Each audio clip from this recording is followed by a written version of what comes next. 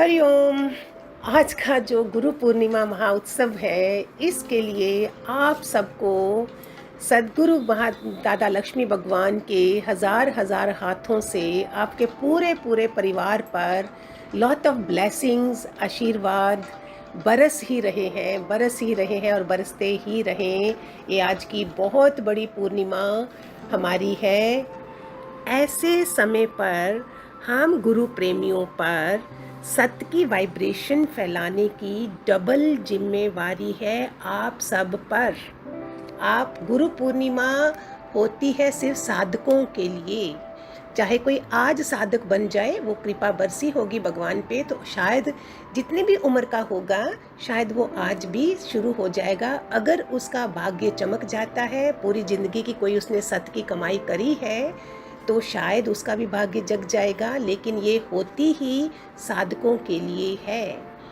Spirituality को, अध्यात्म को हम छोटा कैसे मान लेते हैं कि हर कोई चले। कई लोगों ने मुझे बोला हमारे घर का वो नहीं आता है, ये नहीं आता है। ये अच्छा, शुभ इच्छा है, हर किसी की होती है।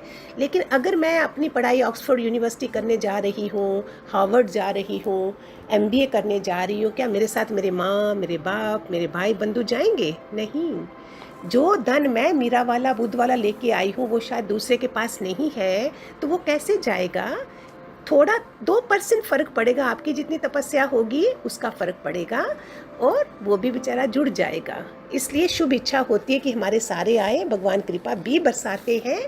तो ये पूर्णिमा आप सबकी मेरी रिक्वेस्ट भी है कि आप जितने भी सारे सुन रहे हैं, सारे गुरु लोग भी, नॉट ओनली यू पीपल, जितने भी गुरु लोग भी आज सुन रहे हैं, गुरु पूर्णिमा के दिन मैं भी एक भीख जैसा मांगती हूँ कि आप हम सब ने मिलकर एक सतयुग की शुरुआत करनी है। संसारी लोगों को नहीं पता है कि हम सतयुगी आत्मा हैं भी हैं या नहीं, लेकिन जो साधक बन गए हैं, जिनका कोई एक अंश भी किसी दादा का, परदादा का, किसी का हमारे में आ गया है, और उनकी कृपा से हम अध्यात्म की रूहानी यात्रा पर निकाल दिए गए हैं। तो आप सबकी बहुत ज़रूरत है कि आपकी जितनी तपस्या होगी, जितना परहेज़ दुनिया से होगा, जितना अपने अंदर जाओगे, जितना मन से परहेज़ करोगे, फजूल का समय अपना, अध्यात्म की बातों में भी फजूल का समय जाता है। व्हाट्सएप ग्रुप लोगों ने पता नहीं कितने कितने खोल दिए होंगे। इधर पूरा पूरा दिन 24 घंटे हम कहाँ बिता रहे हैं, श्वास किसमें जा रहे हैं, ये सिर्फ कानों का रस हो जाता है।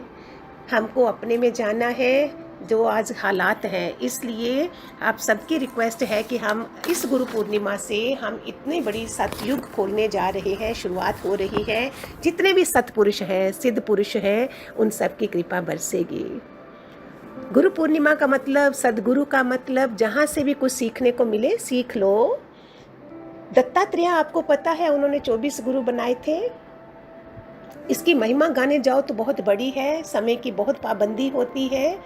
अच्छा शिष्य भी अभी हम इस समय नहीं हो सकते, क्योंकि ना सा गुरु सामने होगा जो हमें, उसकी पलकों के नीचे कैसे पलेंगे हम। अच्छा शिष्य वही गुरु बनता है जो शिष्य की नज़रों में पलता है। हमारे दादा लक्ष्मी भगवान, दादा भगवान की पलकों के नीचे पले थे, तो आज पूरी दुनिया में छा गए। ऐसे हम अपने मन के गुलाम होते हैं, इसलिए उस बात को तो भूल ही जाओ।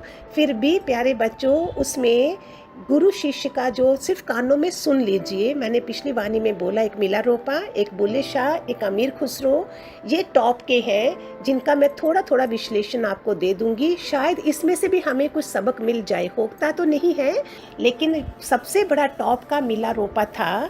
ऐसा शिष्य निकला कि उसका गुरु मारपा भी उसके चरणों में गिर गया था जब वो गुरु से आगे निकला।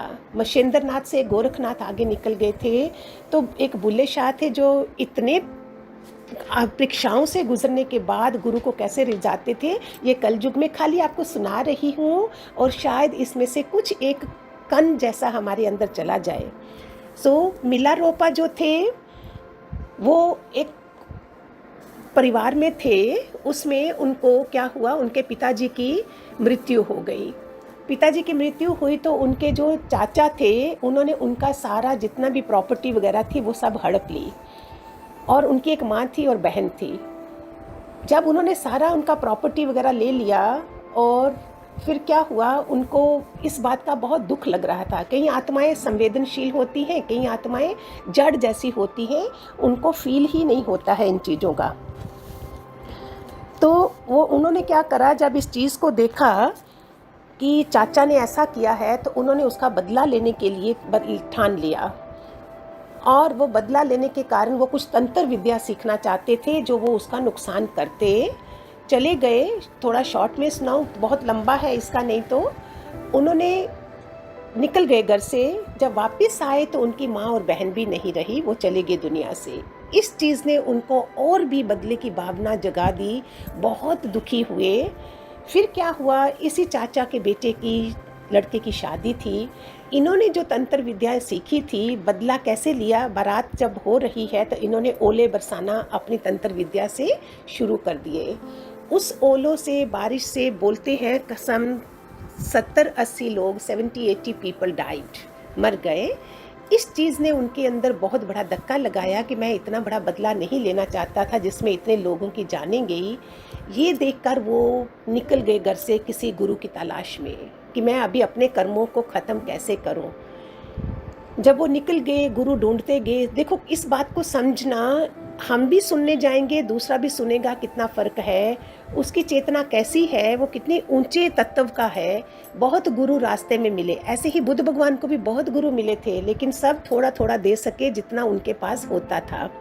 उन्होंने किसने दया सिखाई, करुणा सिखाई, दान पुण्य सिखाया, ये सिखाया, बस यही, उसके आगे कुछ नहीं था।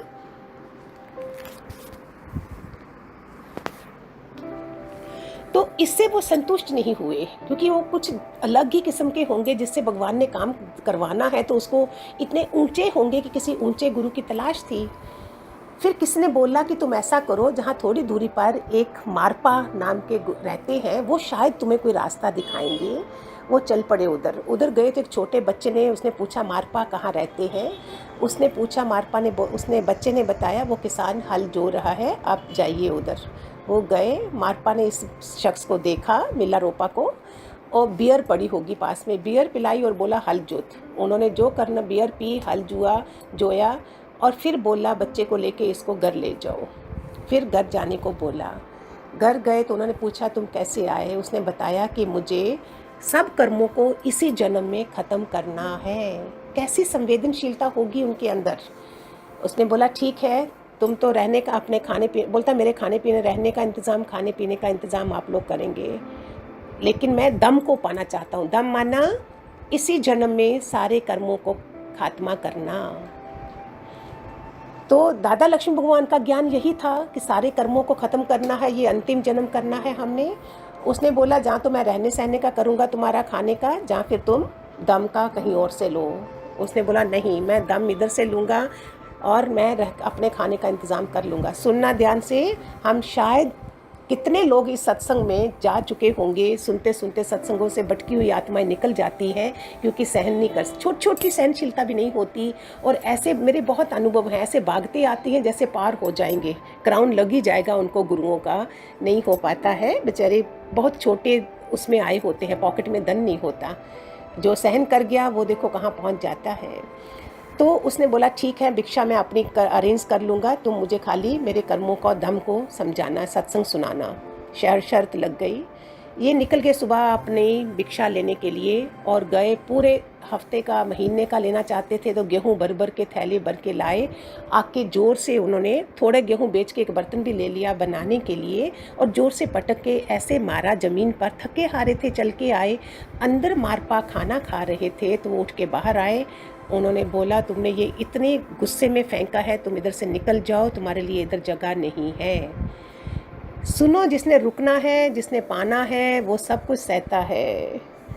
तो पहले गोल होना चाहिए कि हम पाने आए हैं, उसके बीच में हम सब सहेंगे। जो नहीं सह पाते वो, उनका दर्जा बड़ा छोटा रह जाता है।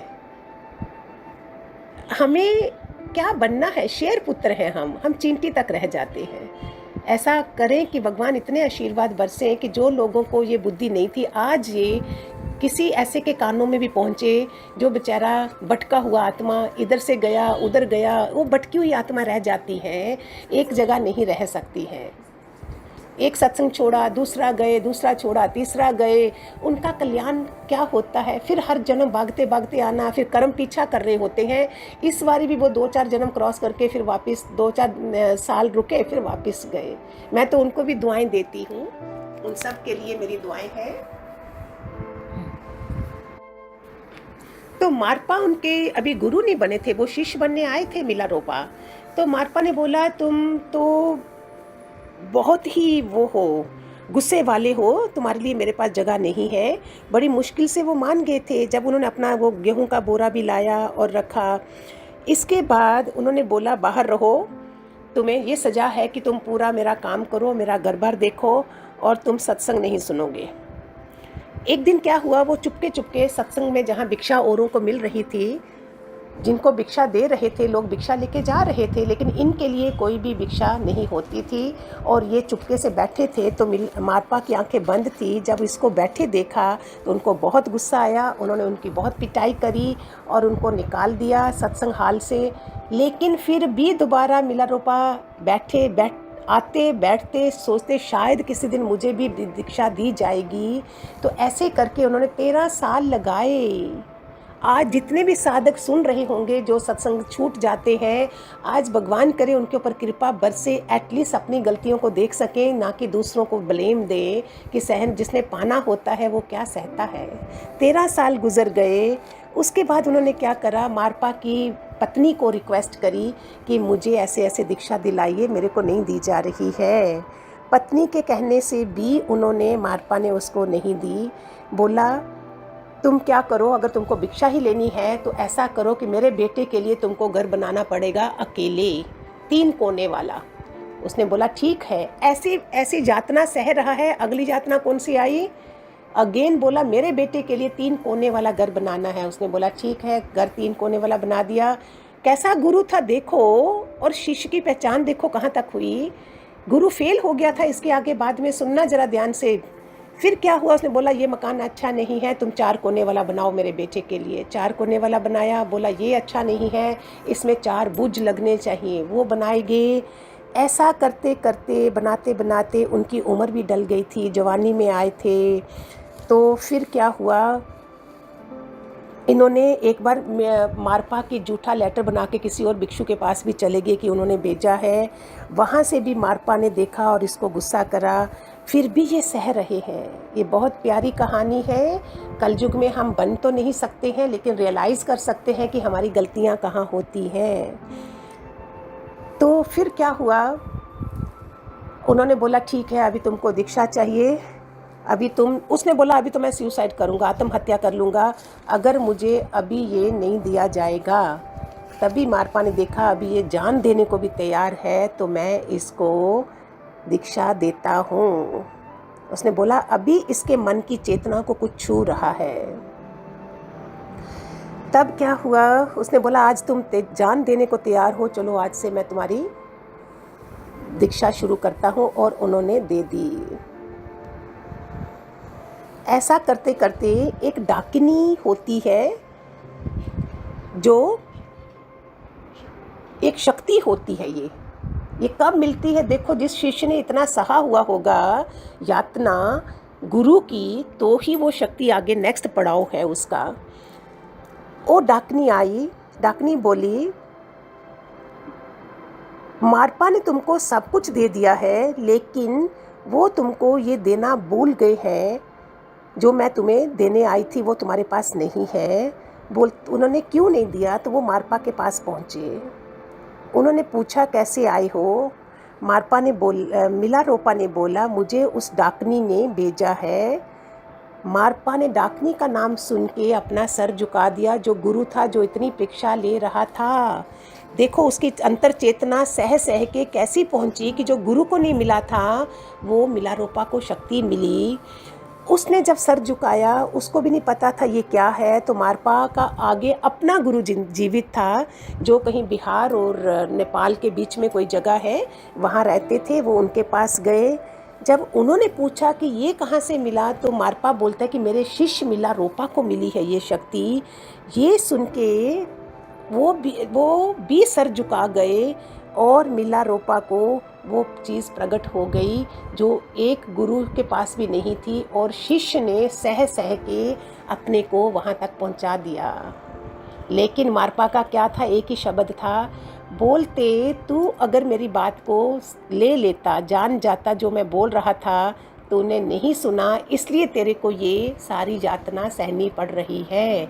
जो मैं आज आपको सुना रही हूँ, कितनी घटनाएं मेरी ज़िंदगी में घटी होंगी, उन घटनाओं को क्रॉस करते करते आज इधर पहुँची। इसके बीच में मेरे को जितने लोग मिले जो साधक आए हुए थे, उनकी ज़िंदगी अधूरी कैसे रही, क्योंकि गोल सामने नहीं था, परहेज़ दुनिया का नहीं था, मन बुद्धि अपनी रखी हुई थी, जिस कारण से छोटी छोटी बातों से उनका अध्यात्म यात्रा भटकी हुई बन गई।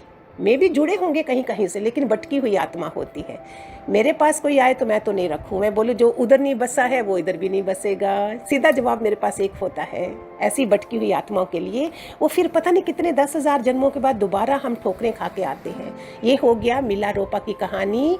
भगवान करे आपको आशीर्वाद लगे। दूसरी है बुल्ले शाह की। बुल्ला शाह एक बहुत बड़ा हिनायत शाह का शिष्य हुआ है। बुल्ले शाह वो इतने इनोसेंट थे, जब आए थे बहुत भोले वाले थे। अगर साधक की कोई प्रोग्रेस हो रही है और तुम समझते हो कि मेरे कारण हुई है, तो वो साधक का पतन होना शुरू हो जाता है। ये हाथ सिर्फ गुरु का होता है, हमारा कुछ भी नहीं होता है। ये भी अभी आज मेरे मुख से अगर सरस्वती बोल रही है तो ये भी गुरु कृपा है, चैनल खुला है तो गुरु कृपा है। मेरे दादा लक्ष्मी भगवान, दादा भगवान के 1000 हाथ हैं, और मैंने तो दिल में ही बसाया है, हनुमान की तरह, ऊपर नहीं रखा है आकाश में। अपने शरीर से जाने के बाद भी आज प्रकट कर रहे हैं, ये कितनी बड़ी बात है। तो जब बुल्ले शाह चालाकी में बन गए, भोले वाले आए थे, तो गुरु को तो पसंद नहीं आ रहा था ये। धीरे धीरे जब वो देखा कि इसका थोड़ा दिमाग ख़राब हो रहा है, तो उन्होंने उसको थोड़ा थोड़ा दूर रखना शुरू कर दिया। बुल्ले शाह फिर क्या करता था, चुपके चुपके सत्संग सुनता था। उन्होंने सत्संग सुनने के लिए भी गुरु ने मना कर रखा था। पहले अपने बच्चे की तरह रखा, लेकिन जैसे ही वो चालाकी में आ गया तो उसको दूर रखना शुरू कर दिया। फिर वो कानों से सुनता था, दरवाजे से, तो बोलते थे बुल्ले के कानों में कीले खोदो, खून भी निकलता था। लेकिन गुरु को उसको बनाने के लिए कठोर व्यवहार करना पड़ा, क्योंकि वो चाह भी रहा था। और कोई होता तो चला जाता, जैसे काफ़ी लोग सत्संग से चले जाते हैं, इधर गए उधर गए, वो नहीं गया, लेकिन कोशिश कर रहा था। फिर एक दिन देखा आज गुरु के वहाँ हिनायत शाह के यहाँ नर्तकी का प्रोग्राम है, तो उसने सोचा मैं अपने गुरु को कैसे रिझाऊं। तो उसने साल भर नर्तकी सीखी। आप सारे आज गुरु पूर्णिमा पे सुनना, शायद 1% तो हमारे अंदर आ जाए। हम 10% तो नहीं चाहते, 1% तो आ जाए। ऐसी बातें सुनने से अफेक्ट हो जाए, शायद हम आगे के लिए सुधर जाएं, हमारी मन बुद्धि नहीं चले। तो उसने नर्तकी सीखी। उसके रूप में वो गया जहाँ नर्तकी का प्रोग्राम था। साड़ी पहनी, सर पूरा कजा है, घूंघट निकाला है, और उसने गाना शुरू करा। जब गाना गा रहा था तो गुरु के कानों में उसकी आवाज़ गूंजी, और आवाज़ करते करते गुरु वहाँ पहुँच गया। गुरु ने उसका घूंघट उठाया, बोलते बुल्लिया तू है, बुल्लिया तू भी नहीं भूला, मैं भी नहीं भूला। हाय हाय, मेरी तो आंखों में आंसू आ जाते हैं जब गुरु ऐसा बोल रहा है, तू भी नहीं भूला, मैं भी नहीं भूला। कौन ऐसा शिष्य होगा जो ऐसी चपेट में आके बार बार कोशिश करेगा कि मुझे गुरु को रिझाना है। ऐसे शिष्य भी हुए हैं दुनिया में। फिर बुल्ले को हिनायत शाह गुरु ने बुल्ले शाह को गले लगा लिया, और दोनों का मिलन हो गया। तीसरा है अमीर खुसरो का।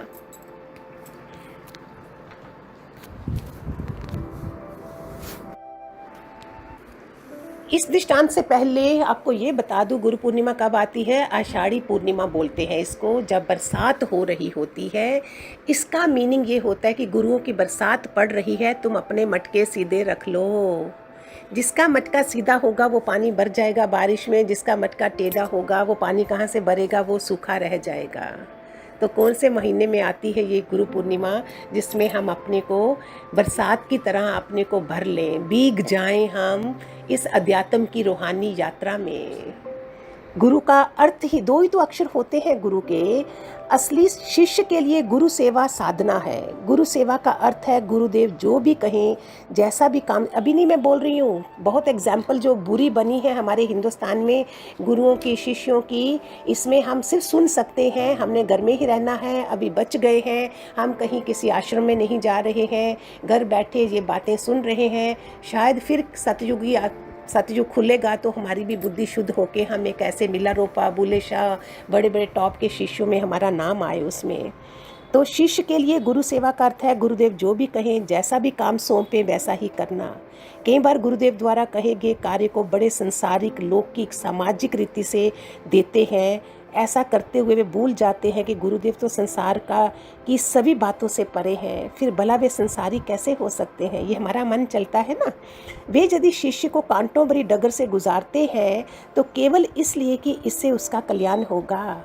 उनके द्वारा दिए गए प्रत्येक कष्ट में भविष्य के अनेकों सुखद एहसास समाये होते हैं। जो उस समय कष्ट लग रहा होता है उसके बाद में सुख। देखो आज मैं आपने कितना सुखी होकर आपको दे रही हूँ, और जब वो कांटों भरी डगर से मुझे गुजार रहे थे तो तब कैसी डगर थी।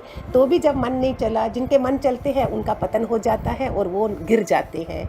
और आज अगर सहा है तो आज आपके सामने उन्होंने कैसे प्रकट कर दिया है। ऐसी भावनाएं जिसको चेतना में अंकुरित फूटते हों, वह जानता है गुरुदेव तो केवल अपनी ज्ञान ज्योति से शिष्य में ब्रह्म ज्ञान की परम ज्योति जला रहे हैं। इसी में अमीर खुसरो एक बार बोलते हैं, अमीर खुसरो के गुरु के पास, गुरु का नाम मुझे याद नहीं है, उनके पास उनका कोई गरीब शिष्य आया था, उसकी बेटी की शादी थी और गुरु भी गरीब था बेचारा, पैसे नहीं थे। शिष्य आएंगे, कोई करुणा वाले शिष्य आएंगे, वो बोलेंगे चलो मेरे से मैं करवा देता हूँ। तो यही हाल था उधर। देखा कोई शिष्य अमीर नहीं आया, गुरु भी कहाँ से देता। तो उसने बोला, उसके पास 10 रुपये भी नहीं, ऐसा भी शिष्य था, उसने गुरु की जूती ही ले गया, चप्पल। बोलता ठीक है आप यही दे दो, यही बेच के मैं कुछ ले लूँगा।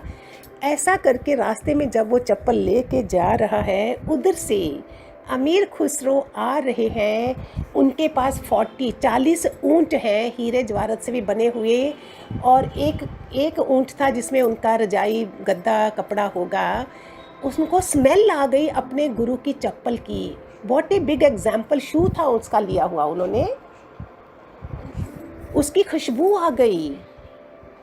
तो रुके, बोले रुको तुम्हारे पास नाम लिया, ऐसे गुरु का कुछ चीज़ है। बोलता हाँ मेरे पास जूती है। बोलता है, उसने सोने का थाल निकाला, ऊँट खोला, उसमें गुरु की जूती रखी और बोलता तेरे को अगर पैसे की जरूरत है मेरे सारे ऊँट ले जा। गुरु की महिमा देखो, ऐसे शिष्य गुरुओं को कहाँ पहुँचाते हैं। उसने सारे ऊँट अपने उस गरीब शिष्य को दे दिए जिसकी बेटी की शादी थी, और खुद एक सोने के थाल में टूटी फूटी चप्पल लेके गुरु के पास आ रहा है। गुरु का हृदय क्या गदगद हो जाता होगा ऐसे शिष्य को देखकर। गुरु का ही खून की बोतल कितनी चढ़ती होगी शिष्य की श्रद्धा देखकर। एक तो ये किस्सा था इनका। दूसरा किस्सा, अमीर खुसरो के गुरु ने क्या करा, वो देखना चाहता था कि मेरे कौन से शिष्य सच्चे हैं, पक्के हैं जो मेरे हैं। उन्होंने एक बार वैश्या के कोठे चले गए और उसमें कॉफ़ी का रंग जैसा बना लिया, दिखाया मैं जैसे शराब पी रहा हूँ। वो जांचना चाहते थे कितने पक्के लोग हैं। तो वो बैठे थे, इनको अमीर खुसरो जी को पता चला कि ये इधर गए हैं। वो क्या करा, उन्होंने ऊपर सीढ़ियों में नहीं गए, पहली सीढ़ी पे ही बैठे रहे जब तक गुरुदेव उतरे नीचे, जबकि सारे शिष्य जा चुके थे, भाग चुके थे कि ये बदमाश गुरु है, ऐसा है, इससे हमें क्या मिलेगा। वो यही तो चाहते थे, देखना चाहते थे। तो जब ये उतरे नीचे तो अमीर खुसरो को बोलते हैं कि तू नहीं गया। बोलता है छोड़ो ना अभी अपनी एक्टिंग सारी, क्या ड्रामा कर रहे हो। गुरु समझ गया कि ये मेरा प्यारा शिष्य है। गुरु ने अपनी सारी शक्तियाँ उसके अंदर डाल दी, और अमीर खुसरो का नाम, जिसकी कहानी मेरे जैसा इंसान आपको सुना रहा है आज, क्या है गुरु पूर्णिमा का ये आपके लिए रखी थी कि गुरु पूर्णिमा को मैं ये सुनाऊंगी। आशा है ये व्यास पूर्णिमा भी है, गुरु पूर्णिमा। इस दिन व्यास जी का, वेद व्यास जी का जन्मदिन भी था। उन्होंने सारे जो कंप्लीशन करी थी, सारी इनकी 18 पुराण, 4 वेद, उपनिषद, इन सब का लिखा था, इसको कंप्लीट करा था। इस नॉट स्मॉल पूर्णिमा पूरी दुनिया के लिए और सब साधकों के लिए होती है। आज आप सोचोगे जब आप गुरु से नहीं जुड़े थे तो ये पूर्णिमा तो ऐसे ही जा रही थी। शुरुआत ही जन्म की तब होती है जब गुरु मिलता है। इसी जन्म में 3 जन्म होते हैं। एक हमारा माँ बाप के घर जन्म होता है, दूसरा पति के घर जब नाम बदला जाता है तब भी तुम्हारा नया जन्म होता है, तीसरा जन्म गुरु के मुख से होता है। ये असली जन्म होता है जो हमको नहीं खोना चाहिए, नहीं तो दोबारा 84 लाख योनि के धक्के खा के फिर जाके कहीं हमें कोई गुरु मिलेगा। आगे तो बहुत कहानियाँ थी, बुद्ध की हैं, जनक की हैं, वो फिर बाद में सुनाऊंगी। बहुत सारे आशीर्वाद दोबारा से। हरि ओम, God bless, happy Guru Purnima to all.